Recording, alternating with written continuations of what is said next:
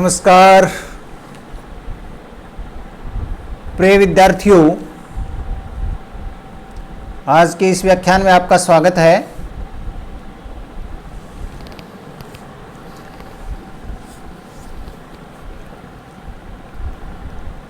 आज के इस व्याख्यान में अपन कुछ प्रैक्टिकल प्रॉब्लम्स लेंगे। ये practical problems time of supply के संबंध में होंगी।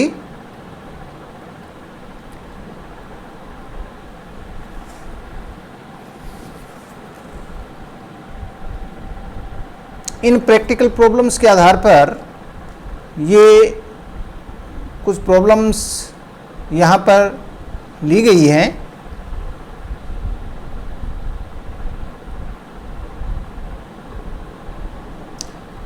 इन प्रॉब्लम से अपन टाइम ऑफ सप्लाई के बारे में अध्ययन करेंगे। आज की जो प्रॉब्लम्स हैं टाइम ऑफ सप्लाई के बारे में, वो माल की सामान्य आपूर्ति और माल की सतत आपूर्ति के बारे में कुछ प्रॉब्लम्स अपन यहां डिस्कस करेंगे।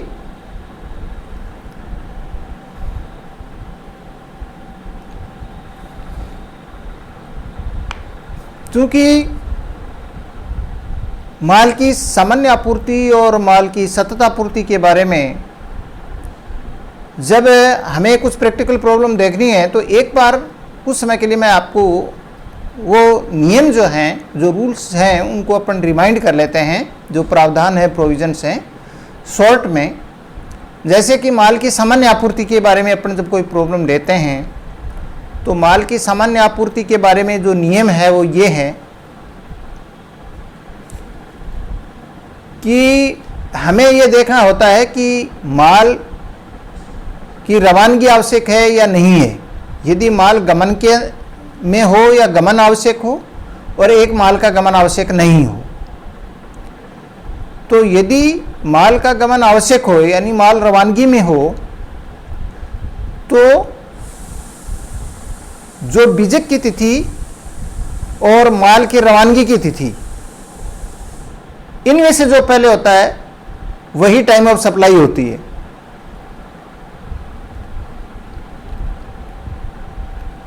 जिसको हम दूसरे रूप में ये भी कह सकते हैं कि माल के उसके बीजक बनाने की तिथि और बीजक की अंतिम तिथि। बीजक की अंतिम तिथि के बारे में ये है कि यदि माल रवानगी के अंदर होता है तो रवानगी की तिथि, और यदि माल रवानगी में नहीं होता है तो सुपुर्दगी की तिथि होती है, वही बीजक की अंतिम तिथि होती है। तो ये बातें अपने को ध्यान में रखनी है। कुल मिला के हमें देखना ये होता है कि बीजक की तिथि तो आएगी आएगी, लेकिन आपको माल की रवानगी की तिथि लेनी है या सुपुर्दगी की तिथि लेनी। जैसे ये पहला क्वेश्चन आपके सामने है, जयपुर का ए दिल्ली के बी को माल की आपूर्ति करता है। ठीक है, ए को सुपुर्दगी के लिए माल को जयपुर से दिल्ली भेजना है, मीन्स माल रवानगी आवश्यक है। ए ने बी को 15/9/2018 को माल भेज दिया। सौदे से संबंधित अन्य सूचनाएं इस प्रकार है, यानी माल को रवाना किया 15/9/2018 को। तो डेट ऑफ रिमूवल तो 15/9/2018 हुई, यानी रवानगी की तिथि। बीजक बनाने की तिथि 13/9/2018 हुई। तो अब आगे की कोई भी डेट को अपने को देखने की जरूरत ही नहीं है। अपने को दो ही डेट देखनी है, डेट ऑफ इनवॉइस और date of removal of goods. क्योंकि जो रिमूवल ऑफ गुड्स है वही last date of issue of invoice होती है। तो जैसे 15/9/18 ये 15/9/18 तो सेम ही होती है। नियम में ये प्रावधान है, नियम में यह प्रावधान है कि बीजक बनाने की तिथि और बीजक की अंतिम तिथि में से जो पहले हो, तो लास्ट डेट आपको इसमें बताई भी है और वो सेम ही होगी जो कि डेट ऑफ रिमूवल होगी। तो 13/9/18 और 15/9/18 ये हमने दो इसमें मेंशन की हैं। आगे जो आंसर अपन ने लिखा है ये ध्यान दीजिए आप। इसमें स्पष्ट अपने को पहले बताना होता है कि आपने कैसे इसको किया है, वो रूल आपको बताना होता है कि जैसे इस क्वेश्चन के अंदर या इस प्रश्न में माल की रवानगी हो रही है और माल की ये सामान्य आपूर्ति भी है, अतः बीजक बनाने की तिथि और बीजक की अंतिम तिथि यानी माल की रवानगी की तिथि में जो पहले हो वही आपूर्ति का समय होगा। और इस हिसाब से फर्स्ट के अंदर 13/9/18, 15/9/18 तो 13/9/18 आ जाएगा। फिर है 15/9/18 को बीजक बना, लेकिन माल का अंतिम तिथि यानी रवानगी की तिथि भी 15/9 है तो 15/9 डेट आ गई। इसके बाद में ये 18/9 इनवॉइस बना, लेकिन माल 15/9 को रवाना हुआ यानी अंतिम तिथि 15/9 थी तो 15/9 इसमें डेट आएगी। तो कुल मिलाकर के बात यह है कि लास्ट डेट ऑफ इनवॉइस और इनवॉइस की डेट में से जो पहले होता है वही आपूर्ति का समय होता है, और लास्ट डेट ऑफ इनवॉइस क्या होती है, माल की रवानगी की तिथि ही होती है। सेकंड क्वेश्चन है, दूसरा क्वेश्चन है, निम्नलिखित सूचना से प्रत्येक दशा में आपूर्ति के समय का निर्धारण कीजिए। यदि आप माल का गमन आवश्यक है तो वही नियम, डेट ऑफ इनवॉइस तो आपकी 20/6, 10/6 और 14/6 हैं। Date of removal of goods 10/6, 13/6 और 16/6 हैं।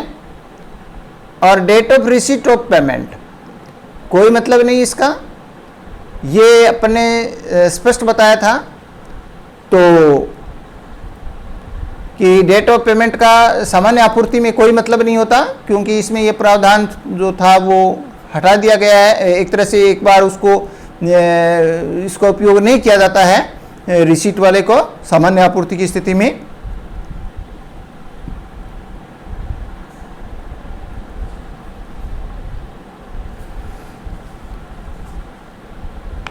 तो अपन दो डेट देखेंगे, पहली डेट ऑफ इनवॉइस और दूसरा रिमूवल ऑफ गुड्स। तो 20/6 और 10/6 में से पहला कौन सा आ जाएगा, 10/6 आ जाएगा, तो टाइम ऑफ सप्लाई 10/6 आ जाएगा। फिर डेट ऑफ इनवॉइस 10/6 और 13/6 है तो डेट ऑफ इनवॉइस यानी 10/6 रहेगा। 14/6 और 16/6 में से तो 14/6 है तो 14/6 रहेगा। तो इस तरीके से ये जो है ये आपका ये क्वेश्चन नंबर 2 का ये अपना आंसर है यहाँ पर। तो डेट ऑफ इनवॉइस आपने लिख लिया, लास्ट डेट ऑफ इनवॉइस क्या होगी, डेट ऑफ वो रिमूवल होगी, तो वो अपन ने यहाँ भर ली, और इसमें से दोनों में से जो पहले हो वो टाइम ऑफ सप्लाई आ जाएगा। तो जैसे 10/6 इसमें पहले है, इसमें भी 10/6 पहले है और इसमें 14/6 पहले है। तो इस तरीके से ये जो है वो टाइम ऑफ सप्लाई का निर्धारण हो जाएगा। नेक्स्ट क्वेश्चन एक और लेते हैं अपन।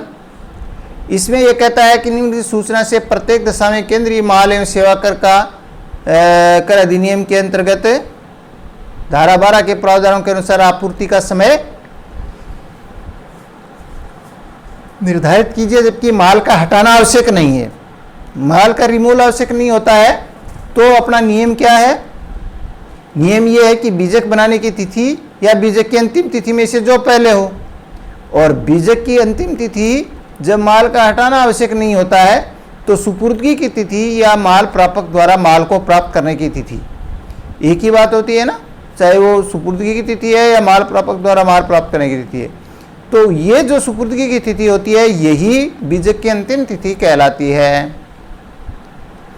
तो जैसे इसने दिया date of invoice 7/6, date when goods made available to recipient, that means date of delivery, date of delivery. तो ये 8/6 हुआ, तो 7/6 और 8/6 में से पहले कौन सा हुआ, 7/6 हुआ, तो 7/6 ले लेंगे अपन। डेट ऑफ पेमेंट को सामान्य आपूर्ति में देखते ही नहीं है तो इसको कंसिडर ही नहीं करना। 9/6 और 6/6 में से 6/6 पहले है, 9/7 और 11/7 में से 9/7 पहले है।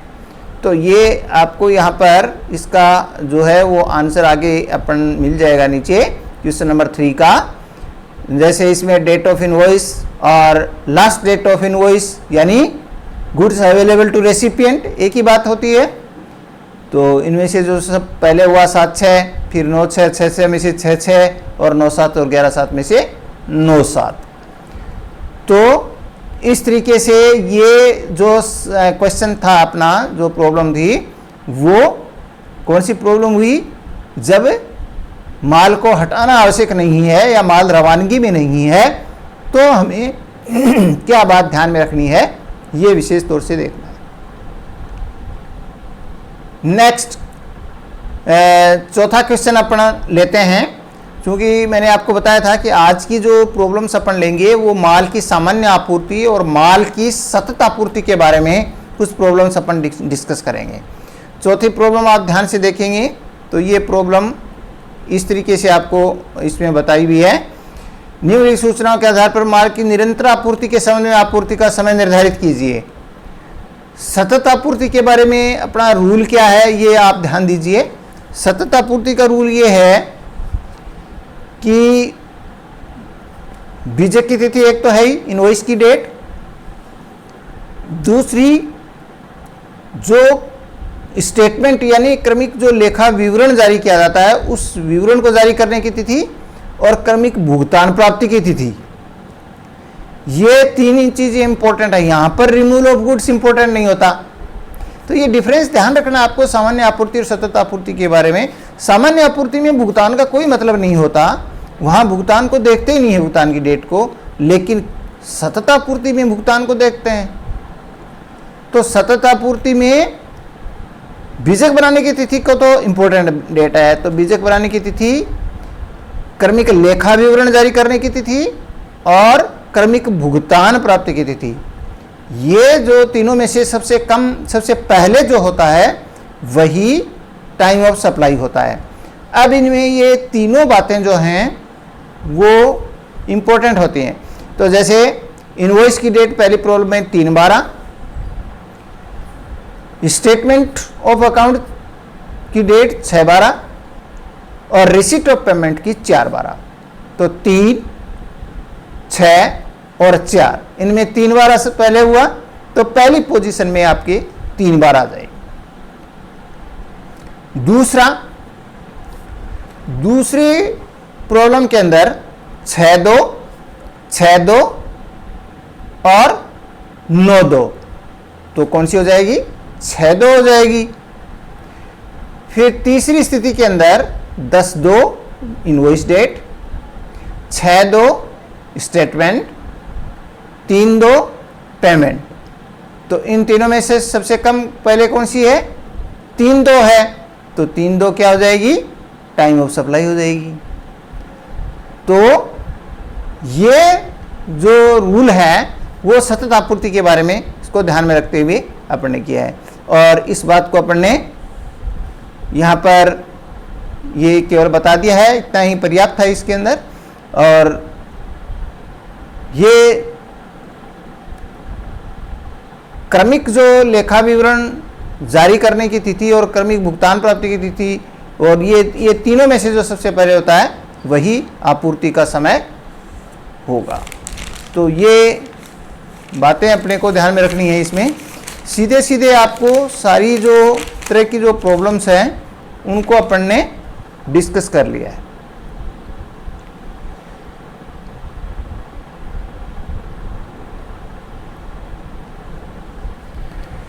ये इसमें आपको जो है इस फोर्थ क्वेश्चन के अंदर आपको नीचे जैसे ऊपर अपन ने रीजनिंग दी है इसकी, और उसके बाद में नीचे ये जैसे टेबल के रूप में अपनी तीनों बातें अपने को लिखनी है, इसमें लिखनी से रह गई हैं, आप थोड़ा ध्यान कर लेना। एक आपको पहले कॉलम में तो 1 2 3 लिखना ही है, क्योंकि आपका क्वेश्चन है उसका आंसर उसी रूप में देना है ना आपको। तो जैसे 1 2 3 आपने लिख रखा है, तो अब ये पहले आपको लिखना है इनवॉइस डेट, दूसरा आपको लिखना है date of issue of statement, और तीसरा रिसीट ऑफ पेमेंट। ये 3 करके उसके बाद में चौथा कॉलम आपको बनाना है date of time of supply whichever is earlier, है ना। तो इन तीनों में से जो पहले हो वो डेट आपको आगे लिख देनी है, और वो डेट 3/12, 6/12 और 6/2 और 3/2 आएगी। इस तरीके से ये जो है वो टाइम ऑफ सप्लाई का अपन निर्धारण कर देंगे। तो आज की इन चारों प्रॉब्लम्स के अंदर इस व्याख्यान में अपन ने कुछ प्रैक्टिकल प्रॉब्लम ली जो कि टाइम ऑफ सप्लाई के बारे में है।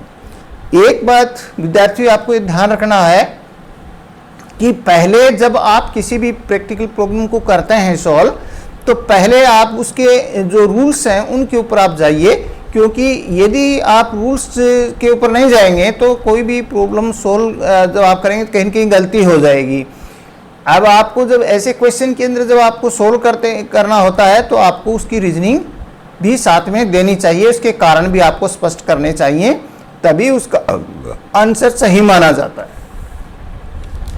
आगे के अपने व्याख्यान में जो और जो से रिलेटेड हैं, जैसे सेल और रिटर्न से रिलेटेड हो सकते हैं, वाउचर्स की आपूर्ति के संबंध में हो सकते हैं, तो ये अपन आगे के व्याख्यान में, और फिर सेवा की आपूर्ति के संबंध में भी हो सकते हैं, सामान्य आपूर्ति, सतत आपूर्ति, तो इससे रिलेटेड जो अपने क्वेश्चंस हैं प्रैक्टिकल प्रॉब्लम्स, वो सब अपन डिस्कस करेंगे, जिससे आपकी जो रूल्स, आपको जो प्रोविजंस आपको इस सेक्शन 12-13 में बताए गए हैं, उन सभी प्रोविजंस को क्लैरिफिकेशन आपको इन प्रैक्टिकल प्रॉब्लम्स में हो जाए।